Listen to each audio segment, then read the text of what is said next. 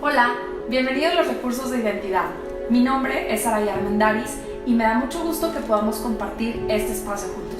La serie que estás a punto de escuchar es de El Evangelio según San Marcos, donde con toda la influencia del apóstol Pedro vamos a aprender acerca de la humanidad de Cristo, cómo fue en la tierra y además de lo accesible que es Dios hace con nosotros y de lo fácil que es tener una relación con Él.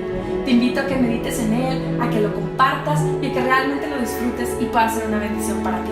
Además te recuerdo que nos puedes encontrar en nuestras redes sociales. Nos puedes encontrar en Facebook, en Twitter, en Instagram y en YouTube. En todos estamos como @identidadslp. Además, nos puedes mandar un correo a identidadslp@gmail.com. Esperamos que lo disfrutes y que pueda ser una bendición. Que estés muy bien, hasta luego.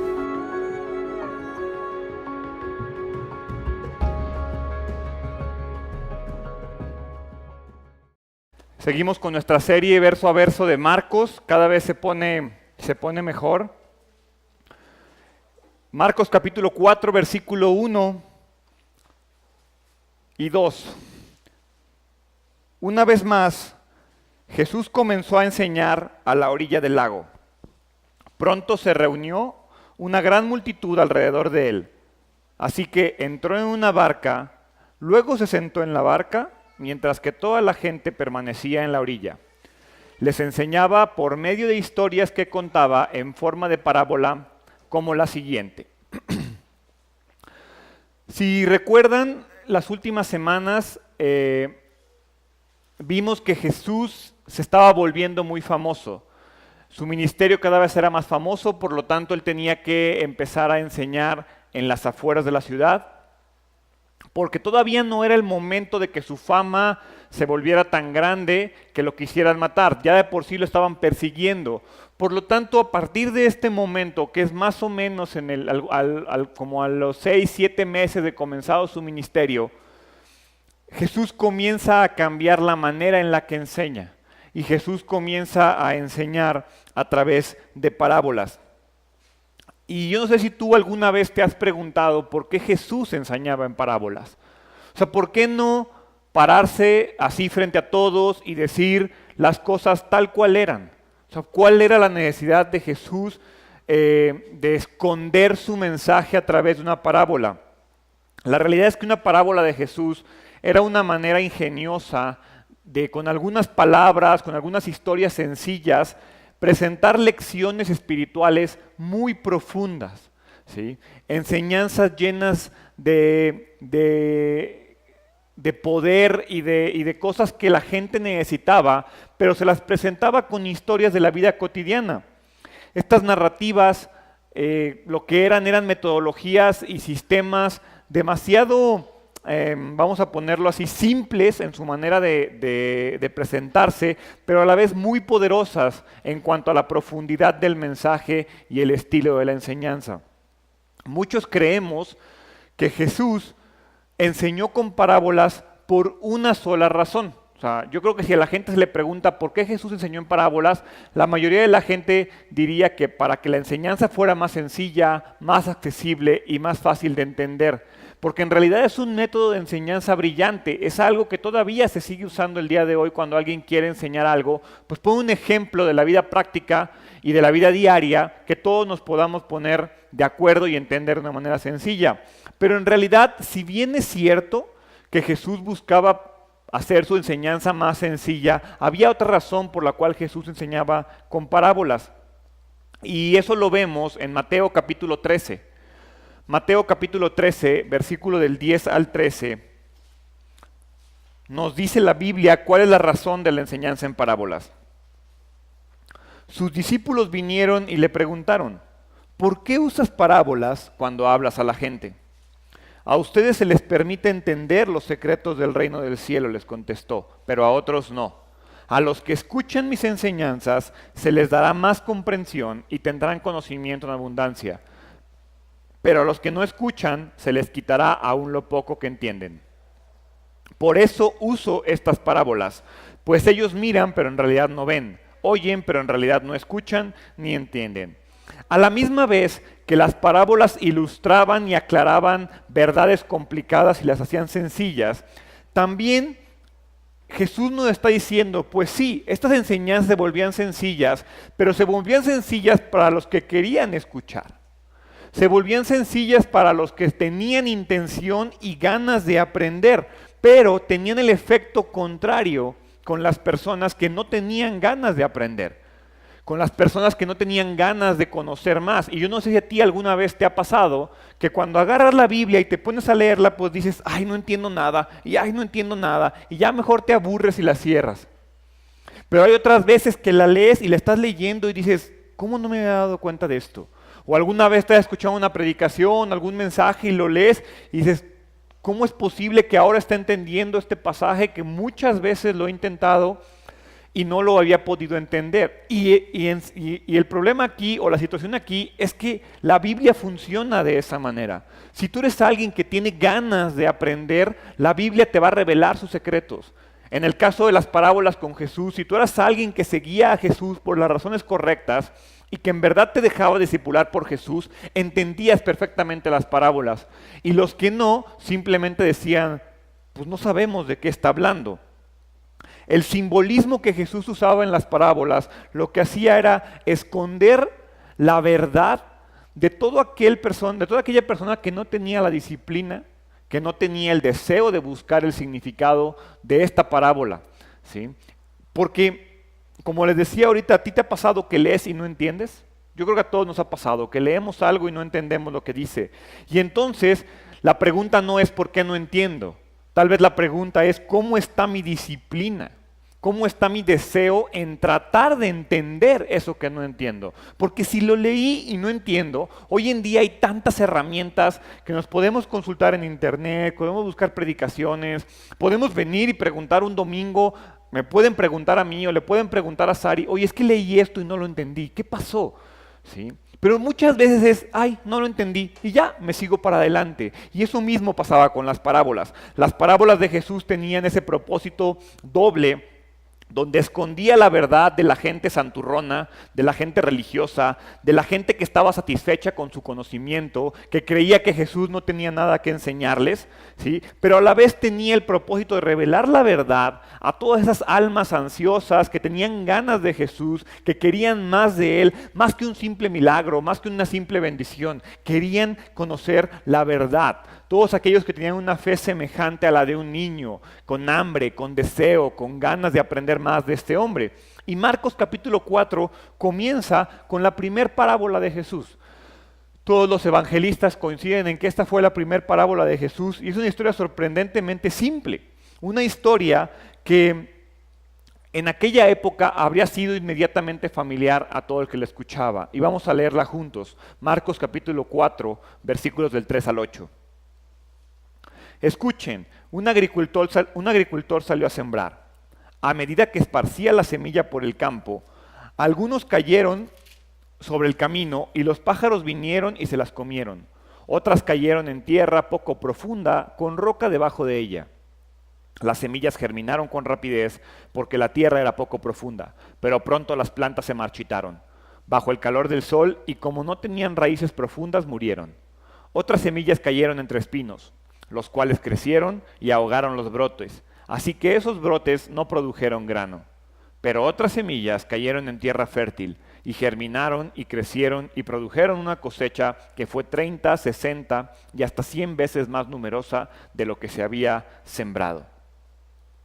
Todos en aquella época entendían a la perfección esta historia. Tú y yo pudiéramos creer que la entendemos, pero en realidad podemos batallar un poco porque no somos una sociedad agrícola, porque no conocemos los métodos de agricultura de aquella época, pero en realidad para un oyente de aquella época era una historia de la vida cotidiana, era algo que ellos veían, hacían todos los días. Si los campos de Israel del primer siglo, se lo voy a tratar de describir, los campos de Israel del primer siglo eran unas largas hileras estrechas, ¿sí?, con franjas delimitadas y rodeadas de senderos. No había vallas, no había cercos como hoy en día vas y pues la granja está cercada. Y no, aquí eran caminos y caminos en el terreno, ¿sí?, donde había veredas y caminas alrededor, pero era muy perfecto, era perfectamente delineable el sendero sobre el cual se iba a sembrar. ¿sí? Y entonces en aquella época para esparcir las semillas, no es como hoy en día la gente no esparce las semillas con mano, hay maquinitas, vas en el carro, bueno, como un tipo tractorcito y eso va aventando las semillas al pasto. La gente que habrá sembrado manualmente, digamos, ¿sí? En aquel entonces lo que hacían era que tomaban un puñado de semillas de la bolsa, ¿sí? Y entonces las empezaban a arrojar, pero era gente ya tan experimentada que más allá de que fuera algo aleatorio, o sea, no era como que así aventaban y pues caían 6 ahí. No, era ya una técnica muy depurada en la cual iban aventando y caían. Ya no era tan aleatorio, ya iban cayendo uniformemente sobre el terreno, ¿sí? El arco de dispersión pudiera parecer aleatorio, pero sin duda no lo era. ¿Sí? No era tan aleatorio como uno pudiera creer. El método tenía la ventaja de que cubría muchas extensiones de terreno. ¿Sí? No era así como que iban así aventando poquito a poquito. Yo me imagino que en aquella época lo iban aventando y desde cierta distancia iba cayendo todo alrededor y todas las semillas iban cayendo. El objetivo era cubrir todo el terreno que había sido arado y que había sido preparado, ¿sí? Sin embargo, pues era imposible garantizar que todas las semillas cayeran en el lugar adecuado, que todas quedaran perfectamente en ese límite que estaba definido por el agricultor. Y entonces algunas podían caer en lugares que no eran los ideales para la agricultura y que no eran los ideales para el crecimiento de la semilla. Solo las semillas que caían en buena tierra iban a crecer, punto, no había de otra. Y Jesús en esta predicación o en esta parábola nos menciona 4 tipos de tierra. Si pusieron atención, nos menciona la primera tierra y es muy importante que la definamos porque si no, no podemos entender la parábola. Creemos que la entendemos, pero yo estoy seguro que todos aquellos que leen que algunas semillas cayeron en el camino, pues no sé, nos imaginamos que está el terreno arado y pues por acá hay una calle así pavimentada o una calle por donde van los carros o las carretas en aquella época, ¿sí? Pero así no era, ¿sí? La tierra de un camino había senderos muy bien trillados que separaban los campos de agricultura. Eran los caminos por donde iba el agricultor aventando las semillas, ¿sí? Era un campo que no había sido arado y por lo tanto en aquella época el clima árido, el clima tan caliente que existía, hacía que esa tierra pues, se endureciera y quedaba ya como un camino de terracería que era prácticamente como cemento, ¿sí? Pero no era en realidad cemento por obvias razones, en aquella época no existía como tal, ¿sí? Pero estas semillas no tenían esperanza alguna de penetrar ese suelo. Era un terreno tan duro y tan árido que las semillas simplemente no podían entrar. Entonces, el destino de las semillas que caían ahí, pues era ser pisoteadas por quien iba pasando por el camino, o los pájaros venían y se las llevaban. Nunca tenían oportunidad de brotar. Se quedaban ahí perdidas, sin que pasara nada importante con ellas. El segundo tipo de tierra era la tierra poco profunda con roca debajo de ella.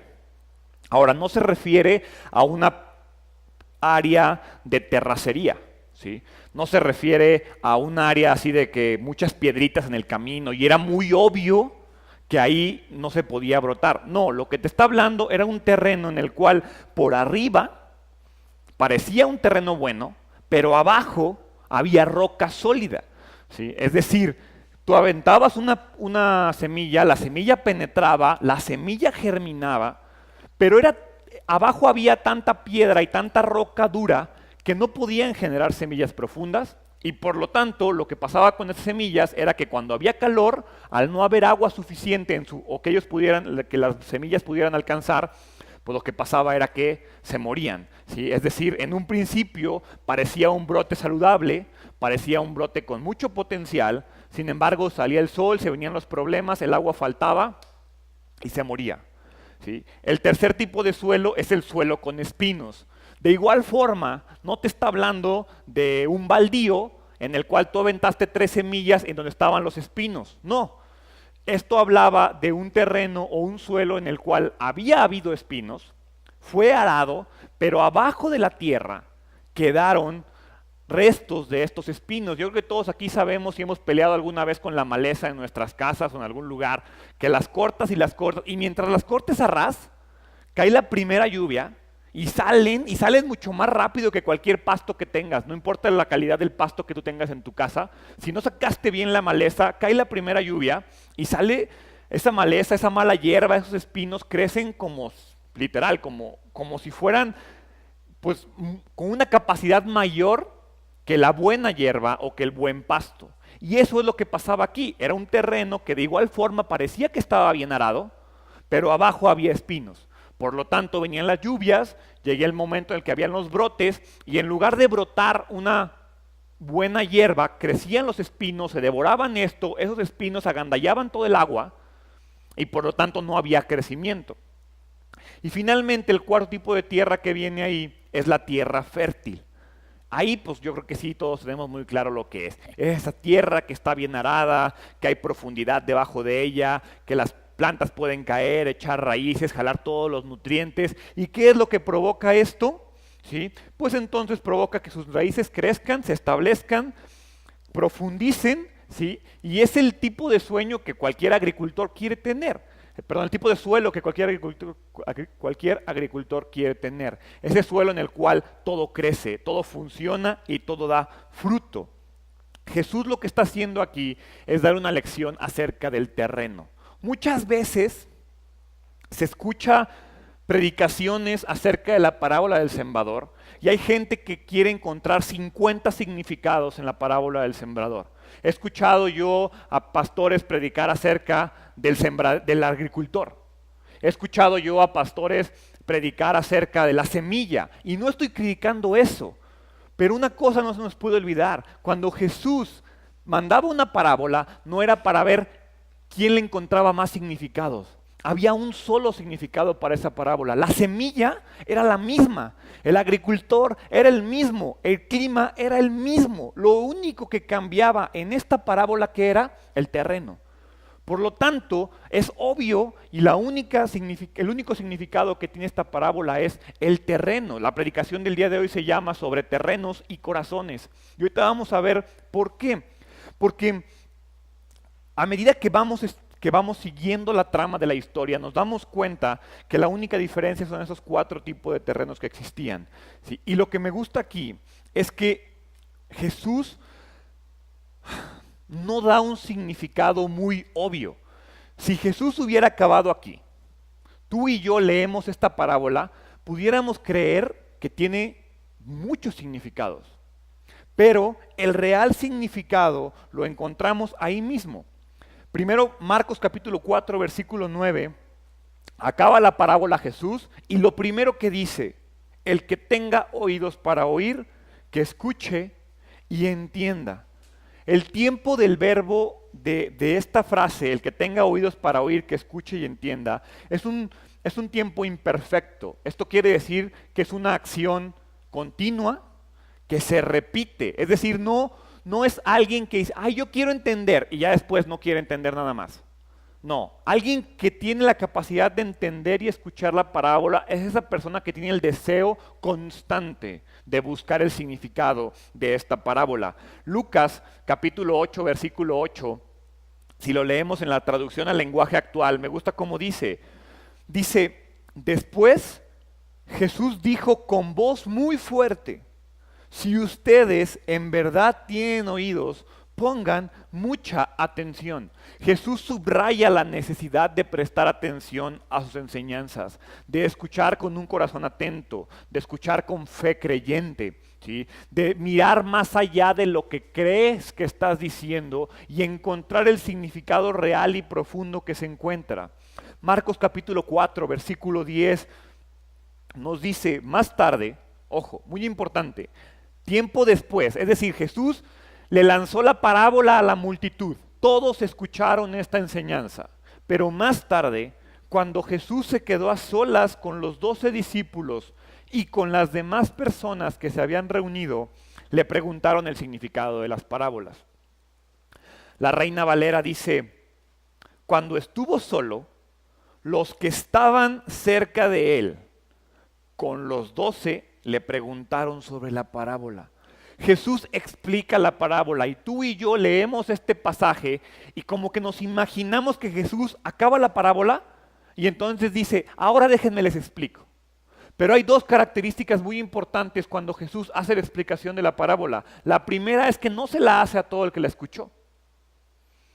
Se la hace al que estaba cerca de él, al que era considerado su discípulo. A él le explica la parábola.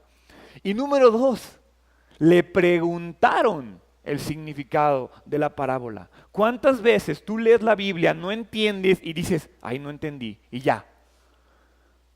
Y alguna vez has dicho, a ver, Dios, Jesús, la voy a volver a leer, ayúdame a entenderla, quiero comprenderla.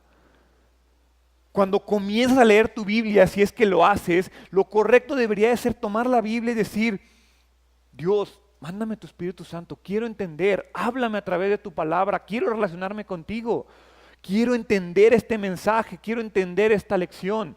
Eso es lo que aprendemos aquí. Pero tú y yo asumimos que es responsabilidad de Jesús explicarnos las cosas. Y no, aquí vemos muy claro que es nuestra responsabilidad permanecer cerca de Jesús y es nuestra responsabilidad preguntarle a Jesús.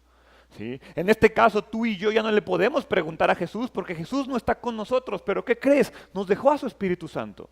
Y su Espíritu Santo nos puede dar, dice la Biblia, que el Espíritu Santo es aquel que nos redarguye, es aquel que nos ayuda a orar, es aquel que le traduce a Dios nuestras oraciones cuando tú y yo no sabemos cómo orar y que tenemos una preocupación tan complicada y queremos decir algo a Dios y no sabemos ni cómo decírselo.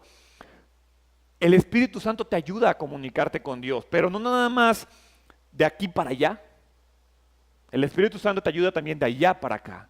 Cuando tú no entiendas algo, cuando tú no comprendas algo, dile al Espíritu Santo que te ayude a explicarlo. Así como los discípulos le decían a Jesús, Jesús, ¿qué quisiste decir con esa parábola? O sea, sí entendemos lo de los terrenos, entendemos lo de la semilla, lo de los pajaritos, lo de los espinos, pero, ¿qué onda? ¿Qué significa? ¿Qué es la semilla? ¿Qué es el terreno? Y entonces Jesús comienza a explicar, ¿sí? Porque le explica a los que permanecieron después de la emoción, después del momento, después de que probablemente les dieron de comer a todos los que estaban ahí. Los comidos se fueron y se quedaron los que querían más de Jesús. Y entonces, dice el versículo 11, Él les contestó, y vean lo que contesta Jesús, a ustedes, a los que permanecieron, a los que se quedaron, a los que me preguntaron, a ustedes se les permite entender el secreto del reino de Dios, pero utilizo parábolas para hablarles a los de afuera, para que se cumplan las escrituras. Cuando ellos vean lo que hago, no aprenderán nada. Cuando oigan lo que digo, no entenderán. De lo contrario, se volverán a mí y serán perdonados. ¿Sí? Cuando se menciona aquí el secreto del reino, no está hablando de un misticismo y de algo que está bloqueado para todo. No. Cuando te dice el secreto del reino, es simplemente una verdad espiritual que estaba oculta y que Jesús revela. Recordemos que antes, en el Antiguo Testamento, había muchas verdades ocultas que Jesús viene a revelar.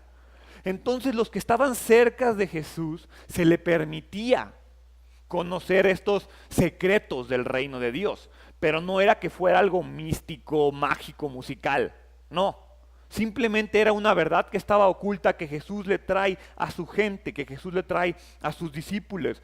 Estas revelaciones eran deliberadamente sutiles, que solamente los que estaban cerca de él podían entenderlo, es decir, los que tenían oídos para oír, los que tenían ojos para ver.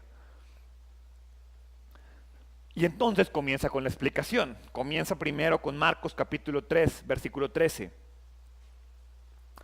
Luego Jesús les dijo, si no pueden entender el significado de esta parábola, ¿cómo entenderán las demás parábolas? Ojo, está diciendo que esta parábola es muy importante, porque si no entiendes esta, no entiendes las demás.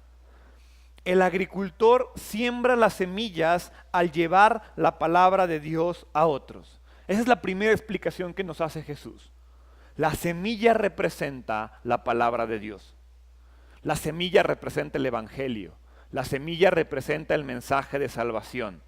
En este mensaje, los únicos elementos importantes es la semilla y el terreno. No es importante el agricultor, no es importante los pajaritos, No es importante la tierra, la roca, no.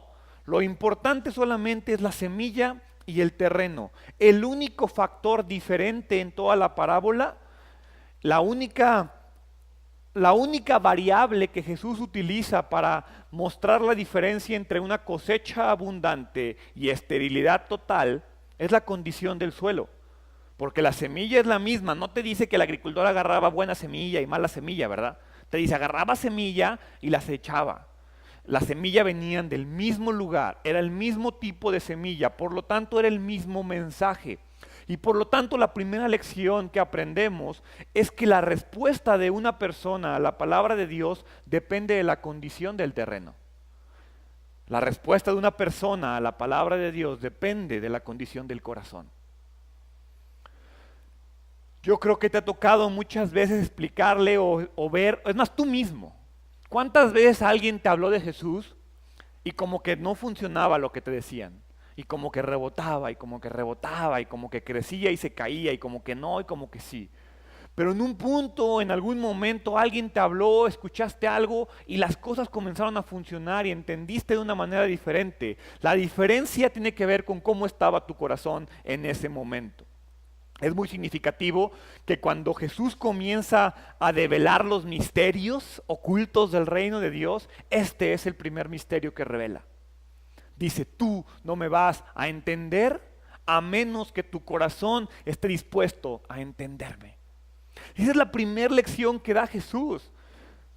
Es muy importante porque si tú te presentas a Jesús con un corazón retador, con un corazón sí, muy probablemente vas a tener un resultado en tu vida, pero la manera correcta de que la palabra de Dios tenga vida en ti es si tu corazón está abierto a entenderlo. La verdad fundamental que necesita recordársela a la iglesia hoy, porque a veces sabemos pastores que decimos que ¿por qué no está creciendo la iglesia? Es que ¿por qué no funcionan las cosas? Y la realidad es que depende, porque hay veces que uno se puede parar aquí al frente y decir, no, es que algo estoy haciendo mal. Algo estoy haciendo mal, seguro estoy... No, ¿sabes qué? Voy a cambiar el mensaje. Voy a poner luces, voy a hacer espectáculo, voy a hacer show, ¿sí? Me voy a vestir de una manera llamativa para que todos vengan y entonces digan, este cuate trae algo diferente y voy a hablar bonito y como hoy hasta me voy a dejar la barba y rasurarme acá perrón, aunque no me salga a ver cómo le hago, para que digan, no, este cuate es millennial. Vamos ahí. Y entonces, ¿qué comienzan a hacer? Alteran la semilla. Y entonces quieren cambiarle cosas a lo que dice aquí, con tal de que sea atractivo.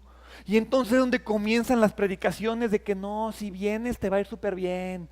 Y no, y si vienes el dinero va a caer a tu cartera. Y todo ese tipo de cosas donde no te preocupes, si eres homosexual, vente y así, no te preocupes y no hay bronca. Y aquí te abrazamos, hermano.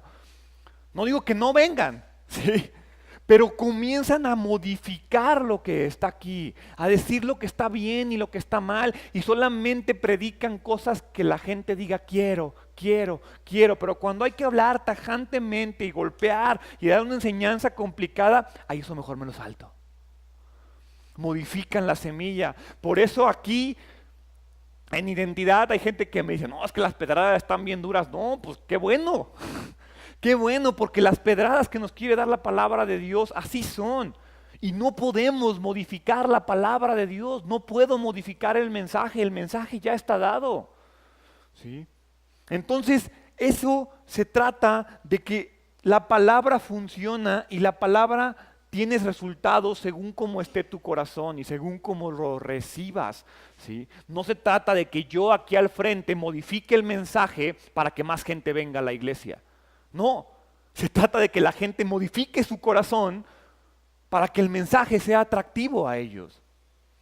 Esa es la gran diferencia, ¿sí? La palabra de Dios da fruto en la vida de un oyente, siempre y cuando este oyente tenga su corazón dispuesto. No depende de la semilla, no depende del mensaje, depende del corazón de la persona.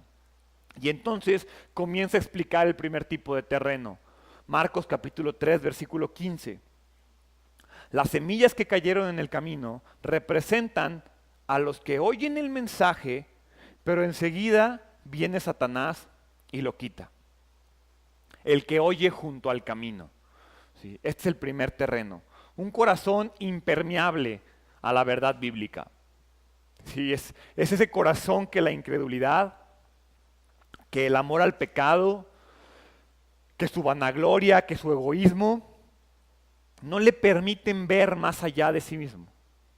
Es ese corazón que es como una roca densa, dura, difícil de penetrar, que por más que le hables y le digas de lo que Dios puede hacer en su vida, hay rechazo. ¿Sí?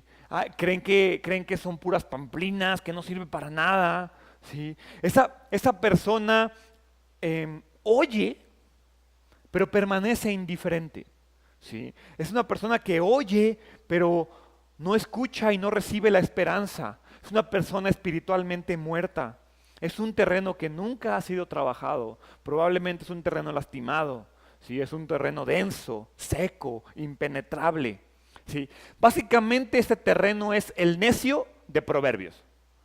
Cada vez que tú lees Proverbios y habla el necio, es esta persona. Es la persona que tiene su corazón duro. Proverbios capítulo 1, versículo 7, el primer ejemplo. El temor del Señor es la base del verdadero conocimiento, pero los necios, ¿sí?, desprecian la sabiduría y la disciplina.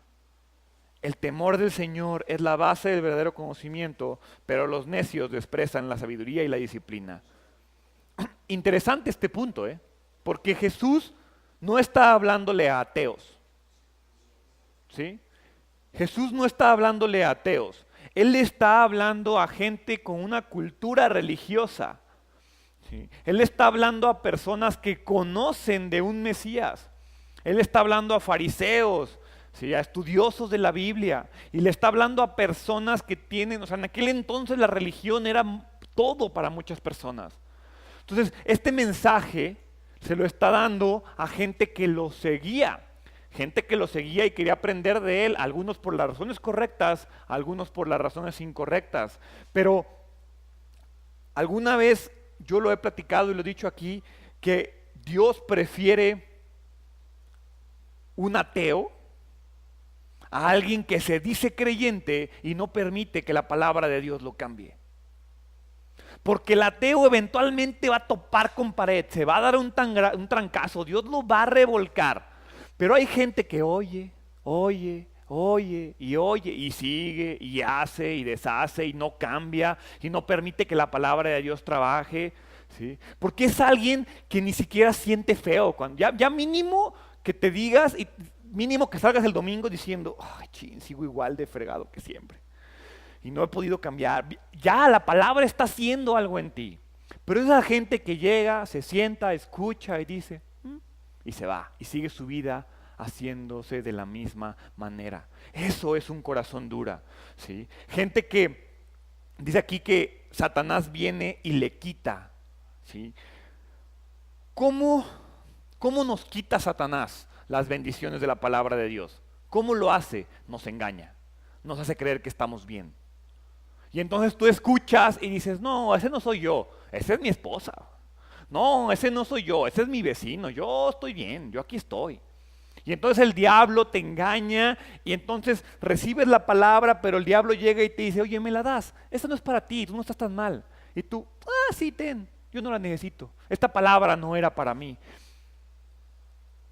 Sutilmente el diablo ataca la verdad del evangelio y entonces gana confianza en ti, gana atención de ti y entonces la verdad se aleja de ti. Eso es lo que pasa con un corazón endurecido. Es alguien que sí recibe la semilla, que sí se la aventaron, que sí le cayó, pero su corazón está tan duro que se queda ahí y entonces es pisoteada o arrebatada. Y es importante que conforme voy hablando de esto, tú vayas identificando dónde estás. Yo quiero creer que ninguno de los que estamos aquí somos ese tipo de terreno. Porque sí, el terreno duro no es el que está fuera de la iglesia, Eso es otra cosa y Dios tratará con ellos de otra manera. Pero el terreno duro es el que está sentado en la iglesia y no cambia. Es el que está sentado en la iglesia y no permite que ni siquiera crezca algo en él. Si no penetra la palabra de Dios en su vida. El segundo tipo de terreno está en el versículo 16. Marcos 16, 17.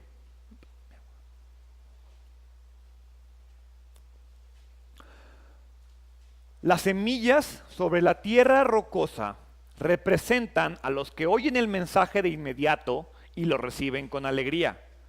Pero como no tienen raíces profundas, no duran mucho. En cuanto tienen problemas o son perseguidos por creer la palabra de Dios, caen. Cuando leímos la parte de la semilla y los espinos, como que decíamos, ¿a qué se refiere? Aquí está muy claro. Es el que oye superficialmente. Como les dije, el terreno de roca no es una piedra evidente. Es un terreno que se ve bueno, que avientas la semilla y cae y penetra y entonces comienzas a ver el brotecito, así como cuando ibas a la primaria y ponías el frijol y salía así, ¡ay, qué bonito! ¿Sí? Pero te apuesto que si dejabas ese frijol crecer ahí en el bote de Gerber, ¿qué crees? No iba a pasar nada con él, se iba a morir. Necesitaba estar plantado en un terreno con echar raíces y que pudiera crecer. ¿Sí? El que oye superficialmente es la semilla que se quedó en el botecito de Gerber. Que sí, se ve bien bonita y sacas 10 en clase de biología, pero, bueno, ciencias naturales. Pero no pasa nada contigo. ¿Sí? Es esa persona que la tierra ilustra un corazón que recibe, que se emociona, que crece. Es ese tipo de oyente que cuando llega a la iglesia y lo ves domingo a domingo y tú ves y hasta como pastor te emocionas y dices, wow, ese cuate es lo mejor que ha llegado a la iglesia en mucho tiempo, porque crece y brota y lo ves aquí emocionado y oye, ¿cuándo me bautizo? Y ya, no, dices, este cuate va pastor el próximo año. Pero dice la Biblia en otra parte que por el fruto conocerás al árbol. Y entonces esta persona nunca da fruto. Esta persona parece receptivo a la palabra de Dios. Y parece que su vida está cambiando, ¿sí? ¿Por qué? Porque le gustó, porque sintió bonito, porque se emocionó, porque cree, porque tiene una fe, pero esa fe es superficial. Y entonces no se trata de si va a fallar o no va a fallar, se trata de cuándo va a fallar. Y puede fallar al mes, o al año, o con los años. Si es gente que puede estar mucho tiempo en una iglesia y tú crees que es una persona, un cristiano sano, que su vida es muy bien y va muy bien conforme a todo lo que Dios dice. Pero ¿sabes algo? Tiene una fe superficial. Tiene esa fe que cuando se vienen las broncas, se cae. Que cuando se vienen los problemas, ya no responde tan positivamente. ¿Sí? Porque cada persona que responde positivamente a la palabra de Dios, ¿qué crees que va a pasar? Se va a enfrentar a un momento de prueba. Siempre que alguien quiere acercarse a Dios, vienen los problemas. ¿Sí? Y no porque Dios sea mala onda, es porque el mundo detesta a los que se quieren acercar a Dios. Por lo tanto, comienzan a haber rechazo en sus vidas. La gente comienza a decir, ya no eres como antes. Y entonces, como tu raíz no está profunda, como tu conocimiento no está donde debe de estar, te caes y fallas, ¿sí? Si la fe es superficial, la persona va a apartarse eventualmente y va a abandonar la fe eventualmente. Todas esas personas que tú viste alguna vez sentados en la iglesia y que de pronto se alejaron de Dios, son este tipo de terreno. Porque no tiene que ver con el tiempo. No tiene que ver con que vinieron y se fueron a los 3 domingos porque se murieron súper rápido. No. Es gente que tiene raíz, que está creciendo, pero nunca dio fruto. Y que eventualmente su fe se extinguió. ¿Por qué? Porque no era una fe real. Era una fe superficial. Y entonces la clave, como muchas veces lo hemos dicho, no está en la cantidad de fe. Está en que tu fe permanezca. Que si tienes poquita fe, porque la Biblia habla de que si tuvieras la fe del tamaño de una semilla de mostaza, ya. No tienes que tener mucha fe, pero la fe que tengas tiene que permanecer en los momentos complicados. ¿Sí? Juan capítulo 8, versículo 31, en la Reina Valera nos dice, dijo entonces Jesús a los judíos que habían creído en él, ojo, le dijo a los que habían creído en él, a los judíos que habían creído en él. Si vosotros permanecéis en mi palabra, seréis verdaderamente mis discípulos. Porque quizás muchos de los que estamos aquí tenemos un objetivo o un propósito egoísta para estar aquí. Hay gente que viene para que la esposa no delata. Hay gente que viene para ver si resolvemos sus problemas. Hay gente que viene para ver cuánta bendición recibe el día de hoy. Pero no se detienen a pensar en el costo. ¿Sí? La Biblia habla de un costo, y no estoy hablando de dinero. La Biblia habla de que seguir a Cristo cuesta, y seguir a Cristo, la carga es pesada, pues si tú la quieres cargar solo, si no la va a cargar Jesús. Pero si tú la quieres cargar solo, esa carga eventualmente va a acabar con tus fuerzas. Porque en última instancia no importa el entusiasmo con el que comenzaste. Lo que importa es el esfuerzo con el que permaneciste. Porque pudiera parecer que tu vida va a cambiar al escuchar algo, y sí, pero si nada más te quedaste con eso y no fuiste más allá, eventualmente te vas a apartar de Dios. Y entonces, lo que se demuestra con esto es que nunca creíste verdaderamente, que tu fe no era real. Primera de Juan capítulo 2, versículo 19 dice, esas personas, ojo, esas personas salieron de nuestras iglesias, pero en realidad nunca fueron parte de nosotros. De haber sido así, se habrían quedado con nosotros. Al irse, demostraron que no eran parte de nosotros. El tercer tipo de terreno está en el versículo 18. Las semillas que cayeron entre los espinos representan a los que oyen la palabra de Dios, pero muy pronto el mensaje queda desplazado por las preocupaciones de esta vida, el atractivo de la riqueza y el deseo por otras cosas. Así que no se produce ningún fruto.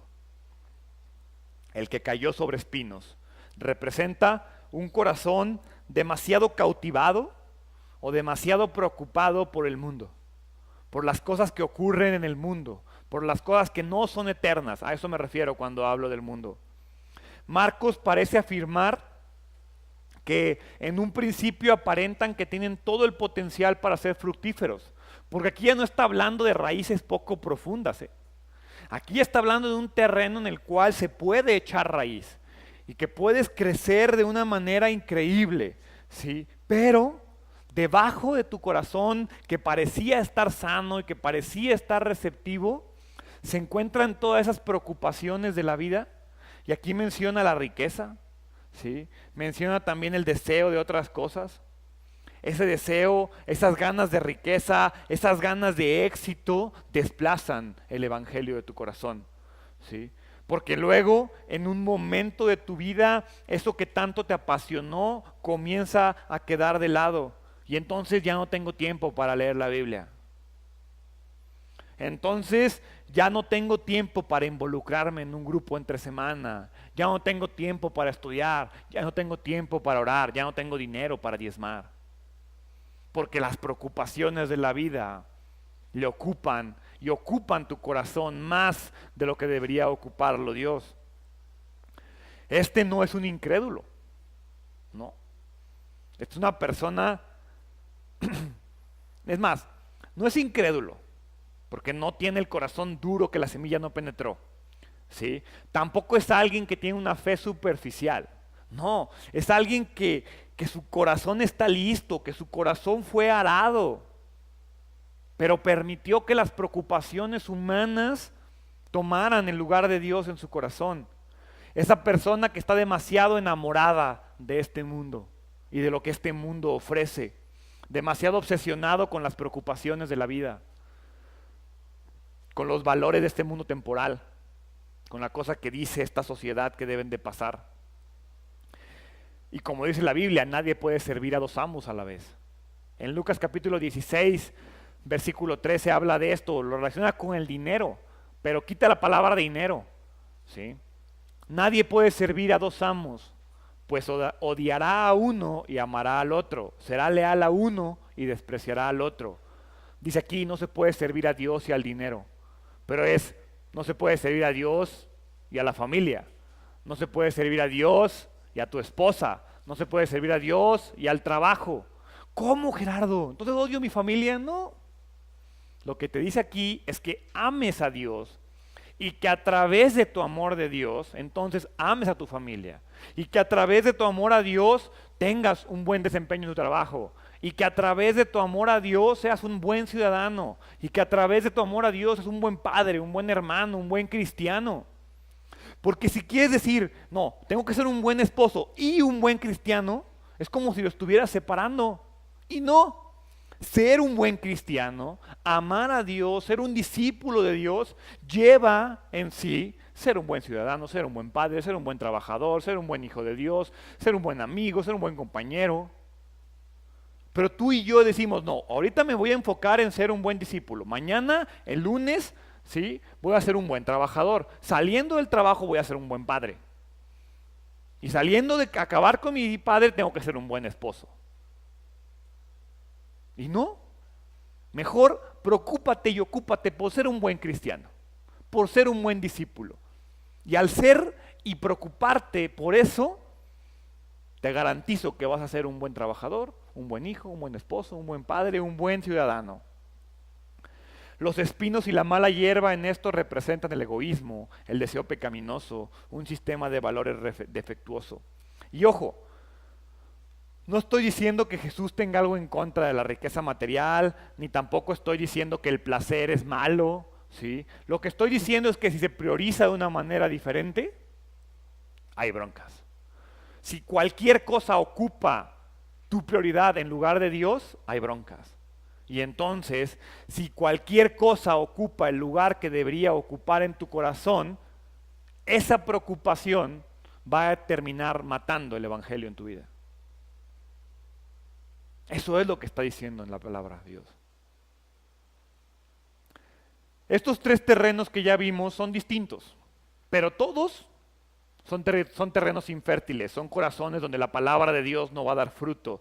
Aun y cuando inicialmente pudieron verse como alguna posibilidad, no pudieron dar fruto. Y entonces Marcos nos presenta el cuarto terreno. Marcos capítulo 3, versículo 20. Y las semillas que cayeron en la buena tierra representan a los que oyen y aceptan la palabra de Dios. Y las semillas que cayeron en la buena tierra representan a los que oyen y aceptan la palabra de Dios. Y producen una cosecha 30, 60 y hasta 100 veces más numerosa de lo que se le había sembrado. El último terreno mencionado se cultiva y produce la cosecha que se deseaba. Es un corazón verdaderamente preparado. La Biblia dice, oyen, aceptan y producen. Ese es el camino. Vengo, escucho, acepto lo que escucho y produzco gracias a lo que escucho. Un corazón que escucha, que busca comprender, que decide creer con fe genuina, con fe verdadera, con fe racional. Es decir, vengo y lo que escucho me hace sentido y como me hace sentido lo llevo a la práctica. No es una fe que crea lo tonto, porque una fe que crea lo tonto, cuando llegue alguien con una poquita más de lógica, te va a dar un argumento más fuerte que te va a obligar a dejar lo que tú creías. Te van a engañar y se van a llevar el evangelio y la bendición de tu vida. La Biblia te dice, aférrate, escucha, entiende, con fe genuina, racional. Lucas 8:15 nos describe una mejor manera de hacer esto. Dice, las semillas que cayeron en la buena tierra representan a las personas sinceras, de buen corazón, que oyen la palabra de Dios, se aferran a ella y con paciencia producen una cosecha enorme. Se aferran y con paciencia. No vas a producir milagrosamente mañana. Si alguien viene y te predica ese evangelio de que mañana tu vida va a cambiar, si hoy aceptas a Jesús, sí cambia tu vida. Pero la producción y el cambio lleva paciencia. Mañana no se te van a quitar las ganas de pecar, por supuesto que no. Pero mínimo ya te vas a sentir mal al respecto.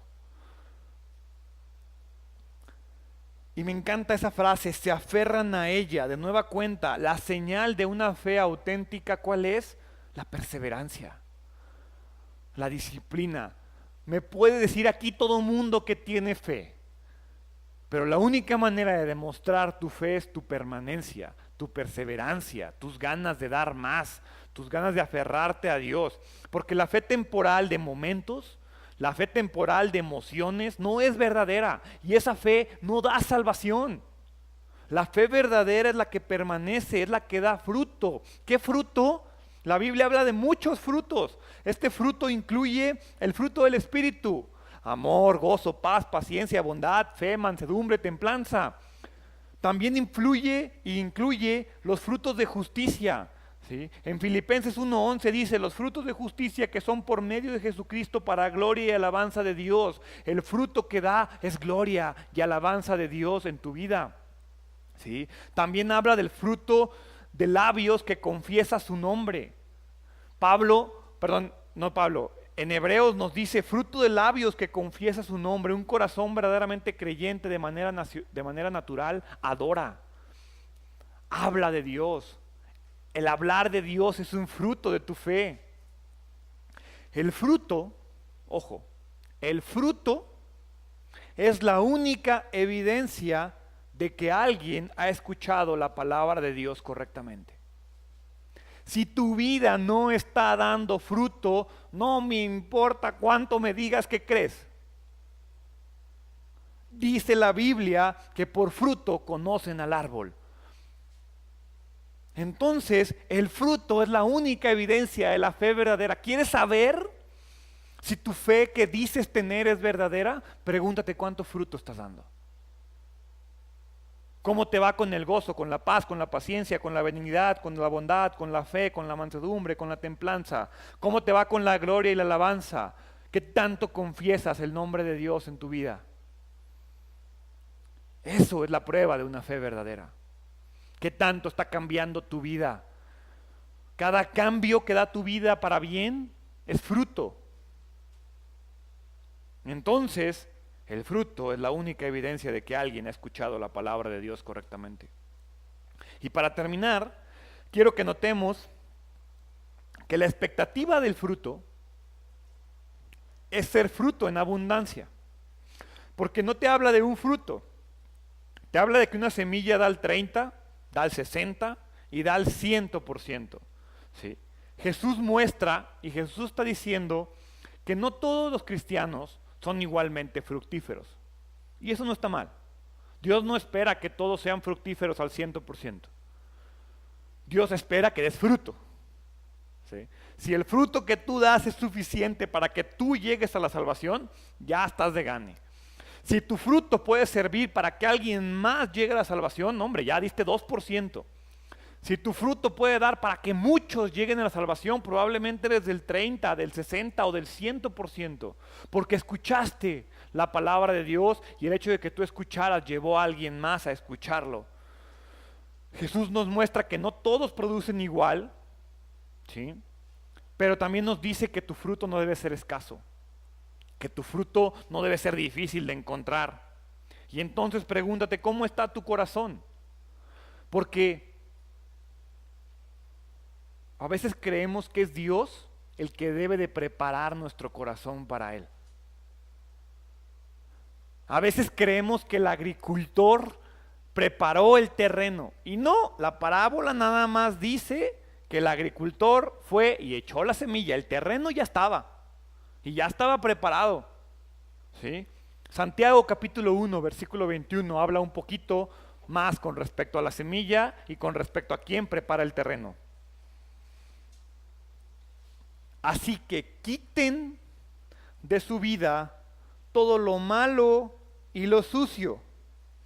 y acepten con humildad la palabra que Dios les ha sembrado en el corazón, porque tiene el poder para salvar su alma. Los que quitan la maleza, los que quitan la mala hierba, los que preparan el corazón, somos nosotros. El sembrador es Dios, la semilla es su palabra. Pero no es la responsabilidad de Dios preparar nuestro corazón. Él, cuando nos creó, nos dio un corazón dispuesto hacia Él. Tú y yo somos los que permitimos que nuestro corazón se endureciera. Tú y yo somos los que permitimos que la roca estuviera dentro de nuestro corazón. Tú y yo somos los que permitimos que el espino siga ahí, que la mala hierba siga dentro. Y tú y yo somos los que podemos limpiarlo y prepararlo. Si dice aquí, quiten de su vida todo lo malo y lo sucio. Acepten con humildad la palabra que Dios les ha sembrado en el corazón. Pero ¿sabes qué? Hay un problema. Hay un problema con esto. Tú y yo fallamos muchísimo tratando de preparar nuestro corazón. ¿A poco no? ¿O es fácil preparar tu corazón para recibir la palabra de Dios?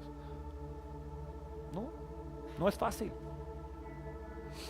Es muy complicado. Porque ya estamos sucios, ya estamos echados a perder, ya tenemos la roca adentro, ya tenemos los espinos adentro, nuestro terreno ya está echado a perder y no sabemos cómo arreglarlo, no sabemos cómo corregirlo. La única manera es permitir al Espíritu Santo que mediante una obra regeneradora y santificadora corrija lo que tú y yo echamos a perder. En el momento en el que tú crees en Cristo, en el momento en el que tú le permites a la semilla de la palabra de Dios entrar, y en el momento en el que te vuelves totalmente dependiente del Espíritu Santo, porque cuando tú crees en Cristo, el Espíritu Santo viene a ti, y es Él el que comienza a limpiar el corazón. Lo único que tienes que hacer tú es permitírselo. Pero nos gusta decir al Espíritu Santo, ahí no te metas. ¿Y sabes qué? El Espíritu Santo no se va a meter a la fuerza a donde tú no lo quieras dejar entrar. ¿Qué es eso de tu corazón que no le permites al Espíritu Santo arrancar? Porque puede ser que esa cosa tiene tu corazón duro y entonces el Espíritu Santo está ahí esperando entrar, pero no se lo permites. O tal vez ya lo dejaste entrar, pero dentro de tu corazón hay una barrera que no le permite ir más allá. Y ni siquiera la tienes que quitar tú. Nada más le tienes que decir al Espíritu Santo, oye, quítala. Eso que estaba ahí no me sirve, arráncalo, llévatelo, bórralo. Esa semilla de remordimiento, de ego que representa la mala hierba, los espinos, también le puede decir al Espíritu Santo, llévatela. Ayúdame a perdonar, ayúdame a quitarme el ego, la vanidad, quítame ese resentimiento, quítame esa depresión, quítame ese dolor que la vida me ha dado. Y el Espíritu Santo, yo me lo imagino dentro de ti. A veces nos imaginamos al Espíritu Santo como una palomita ahí indefensa. Yo me imagino al Espíritu Santo dentro de tu corazón así con un machete, listo para arrancar y preparar y tumbar y quitar todo lo que no sirva en tu corazón, para que te vuelvas tierra fértil, para que te vuelvas sensible, receptivo a la palabra de Dios. Porque sí, el Espíritu Santo es un caballero, nunca se va a meter a donde tú no le des permiso. Sí te va a picar y va a estar en tu corazón y le va a hacer ahí, oye, aquí quiero entrar, déjame entrar. Esto no te sirve, déjame quitártelo. Pero nunca te lo va a quitar a la fuerza. Tú tienes que permitirle entrar. Dependemos fielmente de que Él prepare nuestro corazón. Salmos capítulo 51, versículo 10, y con eso termino. Salmos 51, 10.